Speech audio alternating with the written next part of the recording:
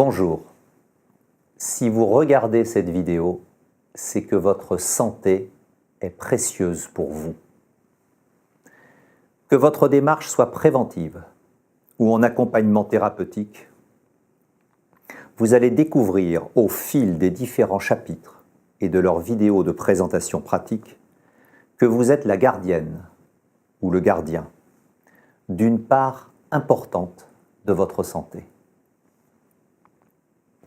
Une part qui ne remettra jamais en question ce que nous appellerons la médecine des hommes, avec les excellents conseils et les traitements de votre médecin ou de votre équipe soignante.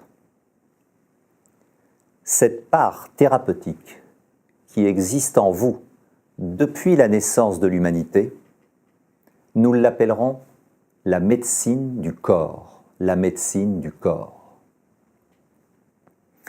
Une médecine que nous reconnaissons tous lorsque nous nous coupons légèrement le doigt et que nous voyons la cicatrisation à l'œuvre, ou lorsque nous fracturons l'un de nos membres, le geste irremplaçable du chirurgien réaligne les deux parties de l'os, mais c'est bien notre médecine du corps qui reconstruit et qui ressoude solidement ces deux parties. Ou encore lorsque le virus de la grippe pénètre en nous et que nous voyons la fièvre créée par notre corps détruire le virus puis l'expulser pour nous guérir. Pour tous les cas d'agression métabolique ou de blessure externe, tout notre corps met alors en mouvement des processus internes de guérison, d'auto-guérison, pouvons-nous même dire, dans chacun de ces cas. Une médecine du corps assez exceptionnelle. Exceptionnelle par son intelligence et sa sophistication. Une médecine du corps qui implique en coordination des milliers de processus moléculaires, puis nerveux, immunitaires, hormonaux. Mais une médecine du corps que nous avons banalisée et même presque oubliée face à la facilité d'emploi et à la puissance de la réponse médicamenteuse. Pourtant, cette médecine du corps peut se révéler un atout unique pour accompagner et parfois même renforcer les soins et les protocoles de la médecine des hommes.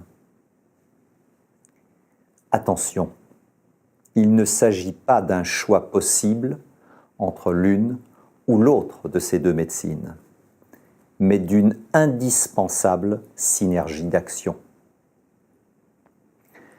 Gardons toujours présent à l'esprit que, aujourd'hui, rien ne peut remplacer la force thérapeutique et le ciblage symptomatique des médicaments pour répondre aux maladies et à leurs symptômes en phase aiguë ou en progression agressive. Les anesthésiques, les corticoïdes, les antibiotiques et toutes les molécules spécifiques des nombreuses spécialités médicales sauvent chaque jour des milliers de vies. Mais face aux maladies chroniques ou dégénératives, la réponse médicamenteuse cible essentiellement les symptômes ou certaines fonctions vitales de nos cellules, comme la chimiothérapie par exemple. Après traitement, on parle d'ailleurs de rémission et non de guérison. La médecine du corps peut devenir alors très précieuse pour aider à dépasser la violence de certains diagnostics et parfois même la violence encore plus grande de certains pronostics.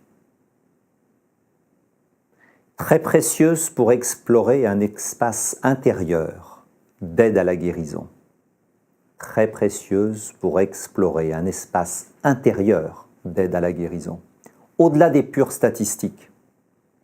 Très précieuse enfin pour développer un espace de mieux-être physique, mental morale, en permettant à tout être humain de devenir acteur de son désir et de son chemin de guérison. Acteur de son désir et de son chemin de guérison. Un patient qui a la conscience, puis la volonté de rajouter à la médecine des hommes la part indissociable d'efficacité de sa médecine du corps. Ce patient-là peut s'échapper de la courbe purement mathématique et donc inhumaine des statistiques. Ce patient-là peut devenir ce que les docteurs Carl Simonton et Bernie Siegel aimaient à appeler les patients extraordinaires. Non pas extraordinaires par leur savoir, leur intelligence ou même leur courage, mais extraordinaires par leur curiosité de vie, par leur désir de mieux comprendre, par leur désir de plus s'impliquer, par leur désir de devenir acteurs de leur guérison. En un mot, des patients qui réalisent soudain que si le diagnostic et la rémission appartiennent au médecin, la guérison pourrait appartenir au patient lui-même. La phrase d'introduction de ce site est de Denis Jeff. Elle résume parfaitement tous mes propos. Il déclare « Aujourd'hui, il faut prendre conscience que la médecine moderne a atteint un point où elle ne peut garantir notre santé et notre bien-être sans notre coopération active. Elle ne peut nous le garantir si nous ne collaborons pas nous aussi. Elle ne peut garantir notre santé et notre bien-être sans notre coopération active. » Il conclut « Notre pouvoir de prévenir et de guérir est beaucoup plus fort que nous le croyons. » La volonté et le but de ce site bénévole et de son programme sont donc de vous ouvrir les portes de la médecine du corps. Pour cela, nous vous proposons différents programmes d'accompagnement ciblant plusieurs terrains de maladies chroniques. Prioritairement, les maladies dégénératives graves, dites cancéreuses. Le programme dédié développe alors 5 outils de santé pratiques, immédiatement compréhensibles et immédiatement applicables dans votre quotidien. Puis, un autre programme cible les maladies auto-immunes.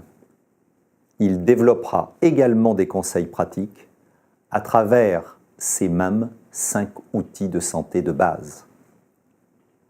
Enfin, le programme maladies chroniques ciblera les troubles invalidants du quotidien, les différentes allergies, les intolérances, les fatigues persistantes chroniques, physiques, psychiques, morales, non pathologiques, les douleurs diffuses et l'ensemble des symptômes regroupés dans l'appellation moderne de fibromyalgie. À cet instant, j'ai la conviction que vous toutes et vous tous avez compris l'essence du message de cette vidéo de présentation. Pour élargir et renforcer votre espace thérapeutique, il vous faut devenir acteur de votre guérison. Il faut redonner plus de conscience, plus de présence et plus de force à votre médecine du corps. Alors pour cela, maintenant, faisons plus ample connaissance avec les 5 outils de santé issus des neurosciences appliquées. Merci pour votre confiance et pour votre attention.